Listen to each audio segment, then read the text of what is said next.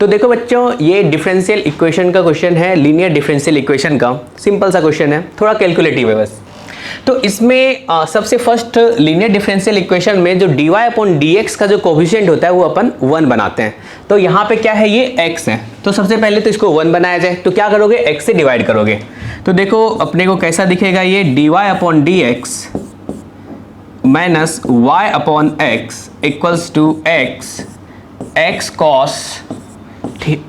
cos x plus sine x। ठीक है, तो इसमें इंटीग्रेटिंग फैक्टर निकालना होता है। तो इंटीग्रेटिंग फैक्टर किसके इक्वल हो जाएगा, तो integrating factor equals to e to the power coefficient of y, तो माइनस क्या हो जाएगा 1 अपॉन x dx। क्लियर। और इसका इंटीग्रेशन तो आपको पता ही है, स्टैंडर्ड सा होता है, माइनस ln x बोलोगे और ये हो जाएगा e to the power ln x to the power minus 1। तो इसको अपन डायरेक्ट बोल सकते हैं x to the power minus 1 यानी कि 1 अपॉन x। क्लियर है। अब इसका सॉल्यूशन क्या होगा, तो सॉल्यूशन अपन लिखते हैं y into integrating factor equals to right hand side में जो है यानी कि ये इंटू इंटीग्रेटिंग फैक्टर उसका इंटीग्रेशन। तो यहां से आप बोलोगे इंटीग्रेटिंग फैक्टर देखो बेटा क्या आ गया 1 upon x into x cos x plus sine x dx। यहां से अपन x और x को कैंसिल आउट कर लेते हैं, तो ये x और x गायब हो जाएगा। अब अपने को किसका इंटीग्रेशन दिख रहा है यहाँ पे, x cos x plus sine x dx, और इधर लेफ्ट साइड में क्या आ जाएगा y into 1 upon x। Clear है। अब देखो यहाँ पे ये जो x cos x plus sine x है, क्या ये डिफरेंशिएशन है x इंटू साइन x का, बिल्कुल। तो अपन कह सकते हैं इसको d of x into sine x। ठीक है, इसका इंटीग्रेशन क्या हो जाएगा, आप बोलोगे x इंटू साइन x। तो यानी कि अपन कह सकते हैं y upon x equals to x sine x plus c, और y को अपन fx लिख देते हैं। तो ये आ जाएगा x square sine x plus C x. और अपने को गिवन है जो f पाई पे कितना वैल्यू दे रहा है, पाई वैल्यू दे रहा है। देखो यहाँ पे एक इंफॉर्मेशन अपने को दिया हुआ है जो f pi equals to pi. Clear है। तो इसका वैल्यू फाइंड किया जाए, यहाँ से अपने को c मिल जाएगा, इसमें पुट कर दो, पुट x इक्वल्स टू पाई। तो f पाई किसके इक्वल है, पाई के इक्वल है। तो यहाँ से क्या आ जाएगा, पाई इक्वल्स टू, आपको पता है साइन पाई का वैल्यू क्या होता है, 0 होता है। तो ये तो 0 आ जाएगा और यहाँ पे क्या लिखोगे, c पाई। अब आपको क्लियर दिख रहा है c का वैल्यू अपन क्या बोलेंगे, 1 के इक्वल बोलेंगे। ठीक है।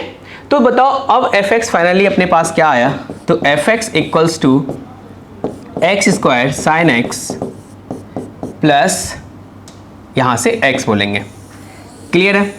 अब देखो आपको फाइंड क्या करना है, इसमें आपको इसने बोला f double dash pi by 2 plus f pi by 2 find करना है। तो चलो इसका वैल्यू अपन फाइंड करते हैं। तो f पाई बाय 2 तो आप बोल सकते हो यहाँ से f पाई बाय 2 किसके इक्वल आएगा, इसमें x की जगह पे पाई बाय 2 रख देते हैं। तो यहाँ से क्या हो जाएगा, ये pi square upon 4 plus pi upon 2।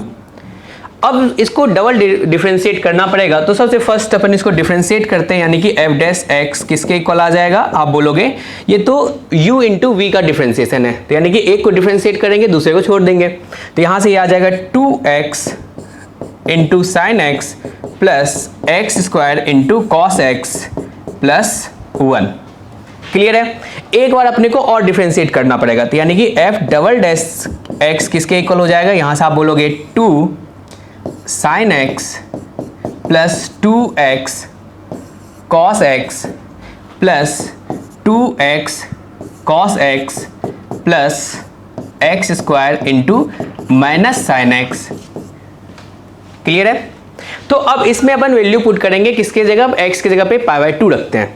तो x की जगह पे अगर पाई बाय 2 रखा जाए तो देखो जो cos होगा वो तो 0 हो जाएगा, यानी कि ये वाला टर्म 0, ये वाला टर्म 0।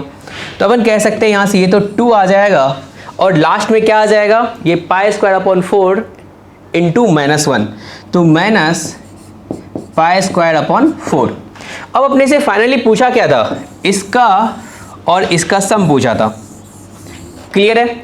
अगर इसका सम फाइंड करोगे तो देखो ये वाला जो टर्म है ये दोनों तो कैंसिल आउट हो जाएगा।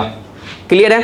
तो यानी कि अपन कह सकते हैं finally F pi by 2 plus F double dash pi by 2, इसका वैल्यू देखो किसके इक्वल आ जाएगा, तो इसमें एक 2 और यहां से पाई बाय 2, तो 2 प्लस पाई बाय 2 के इक्वल आएगा।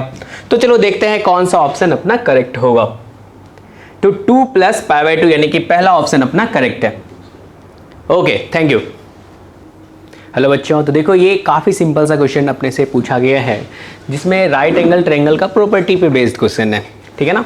तो क्या बोला है, एक A B C right angle triangle है और राइट एंगल जो है वो कहाँ पे है, ए पे है, ठीक है। और अपने को सी का कोऑर्डिनेट गिवन है और बी का कोऑर्डिनेट अपने से बी के कोऑर्डिनेट में अपने से पूछा है उसका एब्सिसा क्या होगा, यानी कि उसका एक्स कोऑर्डिनेट क्या होगा। तो देखो ए का कोऑर्डिनेट क्या गिवन है अपने पास, 1,2 गिवन है। क्लियर है। तो यहां से अपन बोलेंगे ये 1,2। अब इसमें देखो क्या क्या प्रॉपर्टी आप यूज कर सकते हो। एक तो अपने को गिवन है यहाँ पे एरिया ऑफ जो ट्रायंगल है ए बी सी वो क्या है, 5√5 है। क्लियर।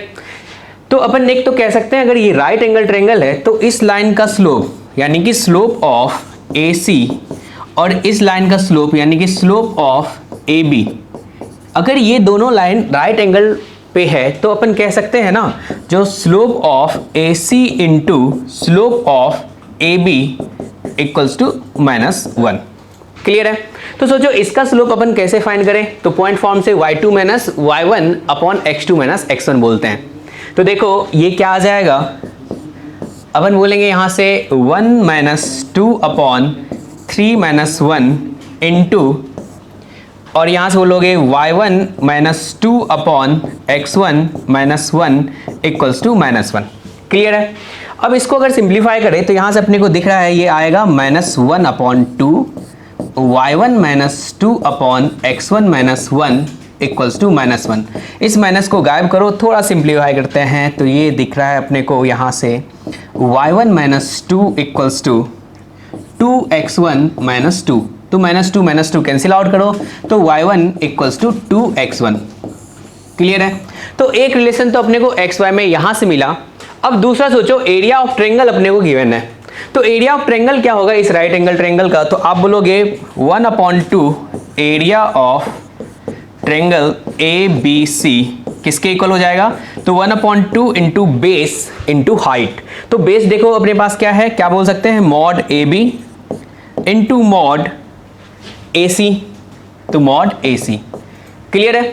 तो अपन यहां से ये तो फाइंड कर सकते हैं जो मॉड ए बी किसके इक्वल आएगा और मॉड ए सी।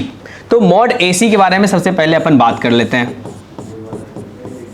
तो देखो यहां से देखो y कोऑर्डिनेट का डिफरेंस और x कोऑर्डिनेट का, तो यहां से 3 माइनस 1 का स्क्वायर यानी कि 2 का स्क्वायर आप बोलोगे, प्लस यहां पे 1 माइनस 2 का स्क्वायर यानी कि -1 का स्क्वायर, तो यहां पे 1 आएगा। क्लियर है। तो अपने पास ये √5 आ गया। क्लियर है। अब बताओ ये ए बी का अपने को लेंथ निकालना है तो वो किसके इक्वल आएगा, तो mod A B equals to अपन बोल सकते हैं स्क्वायर रूट के अंदर यहां से y1 माइनस 2 का स्क्वायर प्लस x1 माइनस 1 का स्क्वायर। क्लियर है। तो देखो आपको मॉड ए बी भी पता है और साथ ही साथ मॉड ए सी भी पता है, तो यहां से भी अपने को एक्स वाई में एक रिलेशन मिलेगा। चलो आगे बढ़ते हैं इसमें अगले स्लाइड पे। तो area of triangle A B C equals to आपने लिखा 1/2 √5 इंटू ये √5 है और यहां पे आपने लिखा स्क्वायर रूट के अंदर y1 माइनस 2 का स्क्वायर और x1 माइनस 1 का स्क्वायर, तो y1 माइनस 2 का स्क्वायर प्लस x1 माइनस 1 का स्क्वायर। ठीक है ना।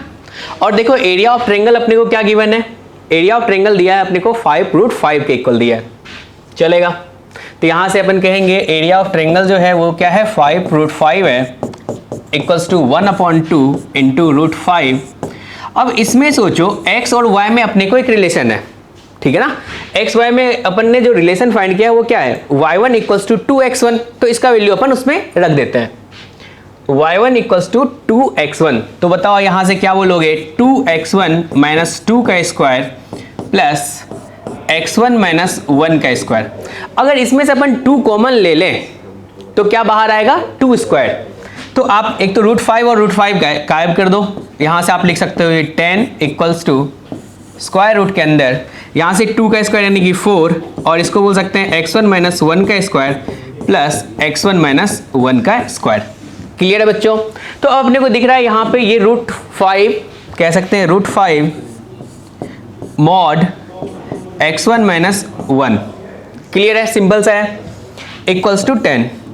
तो अब बताओ इसको क्या लिखोगे, क्या ये 2 √5 equals to mod x1 minus 1 होगा? अगर इससे अपन डिवाइड करें तो ऐसा बोल सकते हैं, चलेगा। तो अब बताओ यहां से मॉड को अगर ओपन करें तो ये क्या हो जाएगा, आप बोलोगे प्लस माइनस 2 √5।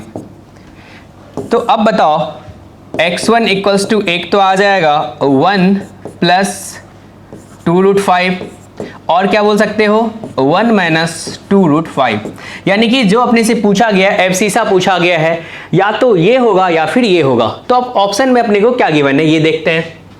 तो देखो यहाँ पे ये 1 प्लस 2 √5 है, माइनस वाला नहीं है, तो ऑप्शन कौन सा करेक्ट होगा, सेकेंड वाला करेक्ट होगा। Okay, thank you.